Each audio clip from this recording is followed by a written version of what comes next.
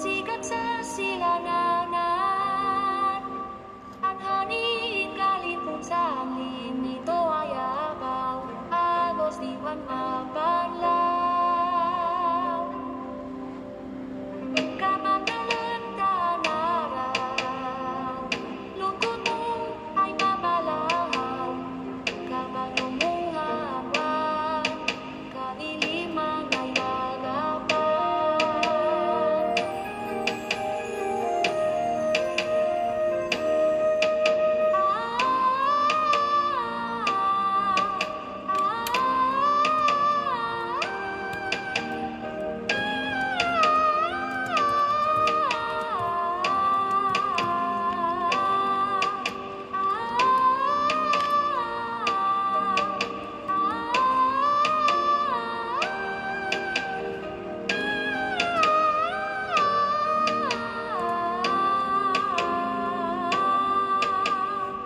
Anawitin ko ay ungas. Noong unang panahon, sa kaharian ng Berbanya, nabuhay ang isang mahiwagang ibon na tinatawag na Ibong Adarna. Ang ibon ay kilala sa kanyang maganda at makapangyarihang tinig na may kakayahang magpagaling ng anumang karamdaman.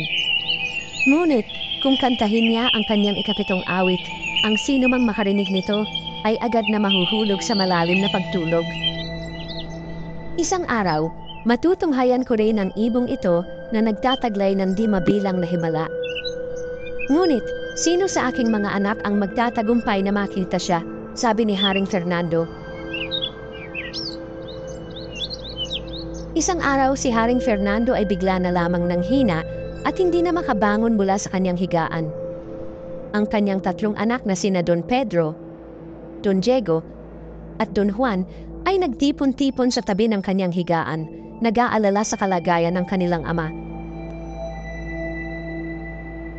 Ama, magpagaling po kayo. Gagawin ko ang lahat para lang tayo ay bumangon muli. Sabi ng panganay na si Don Pedro. Mga anak ko, nararamdaman ko na ang aking oras ay malapit na. Ngunit may natitirang pag-asa, ang awit ng Ibong Adarna. Tugon ng hari. Kami ay maglalakbay, ama. Hahanapin namin ang Ibong Adarna upang kayo ay magamot. Sambit naman ni Don Diego. Natatakot ako pero gagawin ko para sa iyo, ama. Nanginginig na sagot ng bunsong si Don Juan. Si Don Pedro, ang panganay, ang unang naglakbay. Sa kanyang paglalakbay, nadaanan niya ang maraming panganib, mga matatarik na bundok, masukal na kagubatan, at mga mabangis na hayop. Ngunit hindi siya nagpatinag. Hindi ako susuko. Kailangan kong makita ang Ibong Adarna para sa aking ama. Sigaw ni Don Pedro. Nang malapit na sa kanyang destinasyon, nadaanan niya ang isang kuweba. Isang matandang lalaki ang nakatira roon. Apo, pahingi naman ako ng maiinom. Pagmamakaawa ng matanda. Nako, kailangan ko ang tubig para sa aking paglalakbay. Diyan ka na, sagot ni Don Pedro. Ngunit nang siya ay dumating sa puno ng Piedras Platas, kung saan nakatira ang ibon, siya ay tinangay ng antok matapos kantahan ng ibon ng kanyang ikapitong awit. Hindi siya nagtagumpay. Sunod na sumubok si Don Diego. Sa kanyang paglalakbay, natutunan niya ang mga pagkakamali ng kanyang kapatid. Nadaanan niya rin ang maraming panganib, mga matatarik na bundok, masukal na kagubatan, at mga mabangis na hayop. Ngunit hindi siya nagpatinag. Nadaanan niya ang kuweba kung nasa ng matanda. Apo, maari mo ba akong bigyan ng konting makakain? Nanhihinang sambit ng matanda. Nako, kailangan ko to sa aking paglalakbay. Diyan ka na, tugon ni Don Diego. Sa kabila ng kanyang pagiging maingat, siya rin ay nagapi ng antok sa ilalim ng mahiwagang puno. Hindi ko hahayaang matulad ako kay Don Pedro, ngunit ang aking mga mata, tila di na kayang magpatuloy. Bulong niya sa sarili. Sa kabila ng kanyang pagpupunyagi, siya rin ay nakatulog matapos marinig ang ikapitong awit ng Ibong Adarna. Si Don Juan, ang bunsong anak, ay naglakbay na puno ng pag-asa, subalit may takot. Nadaanan niya ang maraming panganib, mga matatarik na bundok, masukal na kagubatan, at mga mabangis na hayop. Ngunit hindi siya nagpatinag. Nang madaanan niya ang kuweba, nagpasya siyang magpahinga saglit. Lumapit ang matanda at nagsabi, "Apo, maaari mo ba akong mabigyan ng kahit kaunti?" Nang makita niya ang pagkain at inumin ni Don Juan. Dahil sa natural na kabaitan ni Don Juan, niyaya niya ang matanda. "Nako, halika po kayo at ating pagsaluhan ang aking dala. Sa labis kong takot sa aking pupuntahan, ngayon pa lang po ako kakain." Masayang sagot ni Don Juan. "Don Juan, alam kong ikaw ay mabuting tao. Nasa iyo ang tagumpay. Heto, inumin mo ang gamot na ito upang hindi ka makatulog sa ilalim ng puno ng Piedras Platas. Sugatan mo ang iyong palad bago pa man kantahan ng ibong Adarna upang manatili kang gising." Sambit ng matanda na isa palang ermitanyo. Ang ikapitong awit ng ibong Adarna ay ang pinakamasidhi at makapangyarihan. Kapag natapos niya ang ikapitong awit, magkakaroon ka ng pagkakataon na siya'y hulihin. Ngunit mag-ingat ka, sapagkat kapag hindi ka nagtagumpay at nakatulog ka, hindi ka na muling magigising pa. Kaya mahalaga ang sugatan ng iyong palad upang ang kirot nito ay magpanatiling gising sa iyo.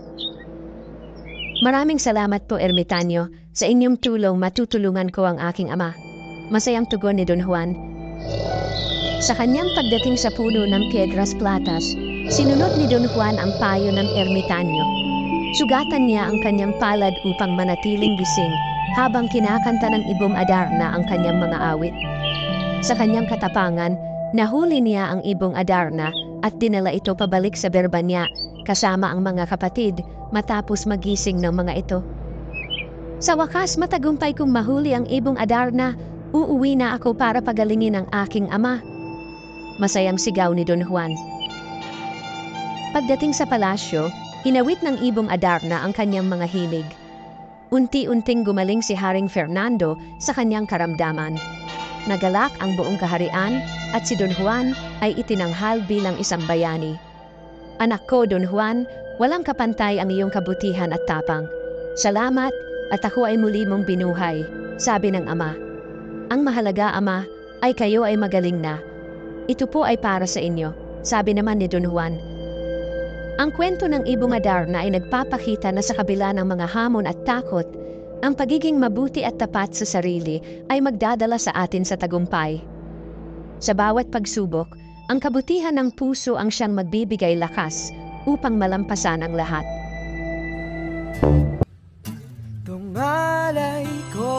Oh, come on.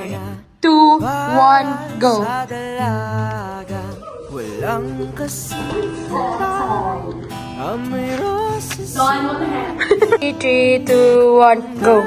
Naisin lang, tadhanang mapalang di hahayaan. Mawala Seren's just so Miley. tuliham na maasa, mata mong makabasa. Where did you? Okay, wait, we'll interview. Where's the beard from?